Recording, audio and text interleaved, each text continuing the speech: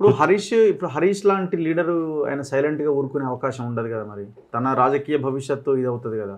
ఇప్పుడు ఇదే పరిస్థితి కంటిన్యూ అవుతాయి, హరీష్ లాంటి వాళ్ళు ఏం ఆలోచన చేయొచ్చు అని మీరు అనుకుంటున్నారు?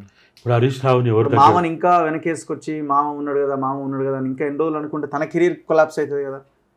ఇప్పుడు హరీష్ రావుని ఎవరి దగ్గర తీయాలి? కాంగ్రెసా బీజేపీ? ఎవరి దగ్గర తీయాలి? బీజేపీకి ఉన్నట్టుంది కదా. బీజేపీ కూడా ఇప్పుడున్న పరిస్థితులలో ఏదో దగ్గర తీసి నెత్తి మీద ఎత్తుకొని, వాళ్ళకి ప్రభుత్వం వస్తుందంటే వేరు, కానీ ఇప్పటికిప్పుడు నెత్తి మీద ఎత్తుకొని ఏం చేయాలా? ఏం చేయగలుగుతారు వాళ్ళు? వాళ్ళు జీరో స్థితిలో అయితే లేరు. వాళ్ళు మంచిగానే వాళ్ళ మనుగడ కొనసాగుతూ ఉన్నది. హరీష్ రావుని తెచ్చుకొని అదనంగా వీళ్ళు ఏం చేయాలి? వీళ్ళు వాళ్ళకి పెద్దగా అవసరం లేదు. కాంగ్రెస్కి అంతకంటే అవసరం లేదు. కాంగ్రెస్ కనుక హరీష్ రావుని దగ్గర తీస్తే కాంగ్రెస్ పార్టీ మొత్తం కొలాప్స్ అవుతుంది. మరి ఏం చేయాలి వీళ్ళు? కులం జడ్డ సుఖం దక్కాల. బీజేపీ వాళ్ళు హరీష్ని తీసుకుంటే నిజంగా ప్రభుత్వాన్ని ఏర్పాటు చేయగలుగుతాం అనుకుంటే అప్పుడు ఏమైనా లాగొచ్చు, కష్టం. మరి ఇప్పుడు చేయగలుగుతారా? కష్టమే. ఆ పరిస్థితి లేనప్పుడు, కులం జడ్డ సుఖం దక్కనప్పుడు హరీష్ని తెచ్చుకొని అదనంగా భారంగానే ఏం చేయగలుగుతారు వాళ్ళు? సో హరీష్ కూడా సైలెంట్గా ఉండడం తప్ప ఏం చేయలేడా?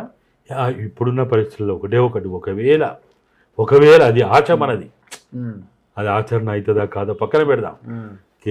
కేసీఆర్ కనుక ధైర్యం చేసి ఒక గట్టి నిర్ణయం తీసుకొని హరీష్ని కనుక ముఖ్యమైన స్థానంలోకి తీసుకొచ్చి ఏదన్నా కొంత చేయగలిగితే అప్పుడేమైనా అవకాశాలు ఉంటాయి అనేది. పార్టీ అధ్యక్ష పగ్గాల టైప్లో ఇవ్వాలా? అధ్యక్ష పదవో, లేకపోతే కనీస క్రియాశీల పాత్ర పోషించడము, లేకపోతే ఆయనకి కొంత బాధ్యతలు ఎక్కువగా, అంటే కేటీఆర్ని తగ్గించకుండా ఇది ఏది సాధ్యం కాదు.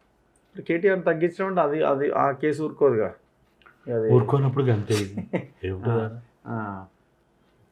ఊరుకోనప్పుడు ఇంకా ఏముంటుందా? ఇప్పుడు కేటీఆర్ ఇప్పుడు నువ్వు ఉన్నావు, ఇప్పటి వరకు నువ్వేం సాధించినావు?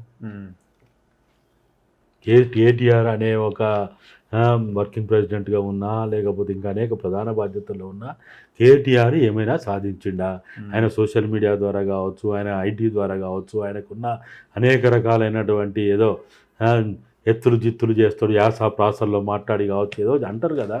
ఏమైనా ఇప్పటి వరకు తెలంగాణ సమాజాన్ని నువ్వు ముందుకు తీసుకుపోగలిగినవా? ఏం చేయలేకపోయింది కదా. కాబట్టి ఇప్పుడున్న పరిస్థితులలో బీఆర్ఎస్ బతికి బట్ల కట్టాలంటే సమూలమైన మార్పులు చేసుకుంటే తప్ప వేరే గత్యంతరం లేదు. ఇంకా ఇదే కోటరీతోటి, ఇదే కుటుంబ పాలనతో, కుటుంబ పార్టీల ఆధిపత్యంతో ఏమీ సాధించలేరు. రానున్న రోజుల్లో మరి అనివార్యంగా బీజేపీకి అయితే అవకాశాలు కనపడుతున్నాయి. మరి వాళ్ళు ఎంతవరకు వాళ్ళు దీన్ని ఉపయోగించుకోగలుగుతారు ఏంటిది? మరి అంతర్గత ఇప్పుడు కేంద్ర స్థాయిలో వచ్చే సంక్షోభం వాళ్ళు ఎంతవరకు అధిగమిస్తారు? ఇవన్నీ కూడా ఏంటంటే ఒక రకంగా ఈ మొత్తం దేశ రాజకీయాల పరిస్థితిని చూసినప్పుడు ప్రజలు గెలిచారు, అంతే. రాజకీయ పార్టీలు అన్నీ ఓడిపోయినాయి. ప్రజలు రాజకీయ పార్టీల యొక్క అహంకారానికి ఒక రకంగా బుద్ధి చెప్పిందని అనుకోవాలి. ఎక్కడైనా తీసుకోండి, అది ఆంధ్రప్రదేశ్లో తీసుకోండి, తెలంగాణలో తీసుకోండి, లేకపోతే మొత్తం దేశం మొత్తంగా తీసుకున్నప్పుడు ప్రతి చోట ప్రజలు పాలకుల అహంకారానికి ఒక రకంగా బుద్ధి చెప్పిందని మనకు కనపడతా ఉన్నది. సరే, దీంట్లో మొత్తంలో ఈవీఎంల పాత్ర ఏంది, లేకపోతే ఇంకా ఇతరత్ర పాత్ర ఏంది అనేది ఇంకా రానున్న రోజుల్లో మనం చూడాలి. Anyway, thank you sir, thank you very much. ఇది గాదా ఎన్నయ్య గారితో స్పెషల్ ఇంటర్వ్యూ తెలంగాణ రాజకీయ పరిణామాల మీద. చూస్తూనే ఉండండి మన తొలి వెలుగు.